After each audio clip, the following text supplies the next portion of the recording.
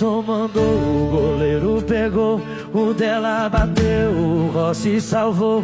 Wesley errou, Pedro Neto roubou, saiu na cara e pro Chelsea guardou. Mas o Mengão não treme não, Gerson invadiu, brecou, deu chutão, desviou no zagueiro. O Plata tentou, mas perdeu a passada e não completou. Léo Pereira foi o xerifão, gelado demais, cortou na precisão. Gerson cruzou com perfeição, Platinha ajeita, Bruno